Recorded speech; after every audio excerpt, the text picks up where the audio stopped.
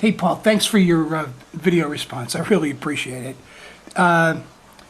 It's not surprising to hear Chad make the announcement that the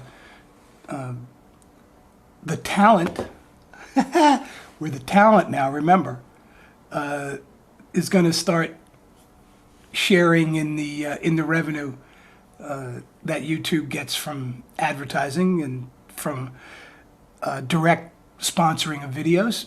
That's the way all, as you say, that's the way all media work. I really liked your skateboard, snowboard analogy. I think it's a perfect analogy of something that started off as a hobby, as a passion, that developed into a huge business. I mean, look at alternative sports in the Olympics, for crying out loud. I mean, that would have never happened if it weren't for the real dedication of amateurs who were passionate about what they were doing. And clearly a lot of us out here are passionate about what we do, but the chances are, as you say, that professional content producers are going to naturally start showing up here even more than they have been. I mean, we know there's a lot of people who are professionals who have been making videos, but we're going to see a lot more as you put it, the competition starts to heat up for views.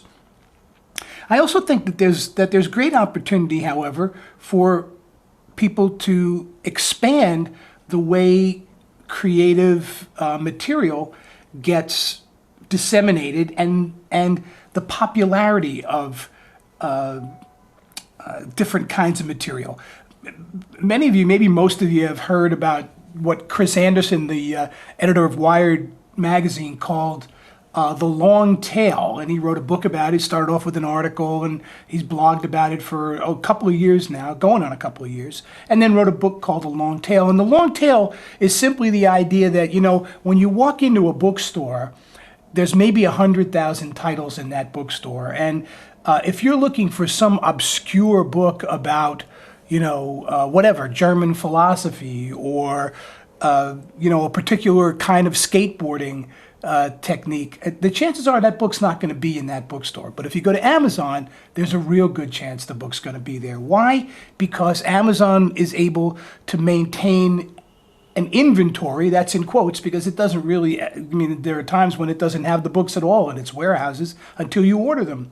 But it can offer all those titles, millions and millions of titles, because the friction of actually having the objects, the books themselves, the cost of that friction is not baked into their business model. So what happens is that people who have very idiosyncratic, very unusual sorts of interests can now go to Amazon and get books of all kinds. Same thing happens, of course, with music. We're seeing that happening, of course, with iTunes, and happen all over the place with material that can be delivered in bits. That's what we do here. We deliver bits. And so when it comes now to sponsoring video content, I don't believe that what we're going to see is necessarily popularity in terms of what Chris Anderson would call the head of the long tail, you know, the big mass audience kind of material being the only thing that's capable of generating any revenue. So, because, for example, if people are interested in a very authentic kind of entertainment experience that is indigenous to YouTube, they might very well want to start watching Jimmy Hook. Jimmy Hook's movies are a great example of somebody who has taken the medium of YouTube and adapted it to, adapted film and YouTube together into a terrific entertainment experience. And, you know, thousands of people watch the Jimmy Hook movies all the time because they are that unique blend.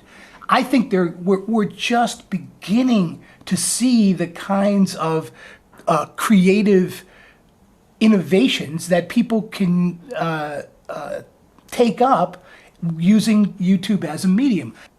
I'm sure you're right. I know we're going to see an awful lot of professional entertainers out here making videos and people who are emulating professional entertainers, and that's terrific. I think it's great. What we have here is the ability to deliver the whole curve, not just the head of the curve, all the big, mass media popular kind of material, but also the material that's out here on the tail, on the long tail. And I think some of that long tail will attract the kinds of people that advertisers are interested in. Remember, advertisers aren't only interested in getting large numbers. Sometimes they're interested in being associated with the right people. Who are the right people? Well, it depends on their business. I mean, there are times when the right person is just some, Greg Solomon moment. When the right person is just some highly influential taste changer kind of a person. Somebody who really can influence people's ideas about what's hot and what's hip and what's smart. So that person may not necessarily have a lot of viewers, but may have a very strategic position in the marketplace of ideas that makes them somebody that advertisers would be interested in. A long-winded way of saying, I'm really happy to see that YouTube is becoming more clear about the direction that they're going in regarding the commercial aspects of the site. I'm personally very excited to see what's going to happen from a creative standpoint, and I just think this is great. So thanks for your video, Paul. Appreciate it. And Billy Biggin, also thanks for yours.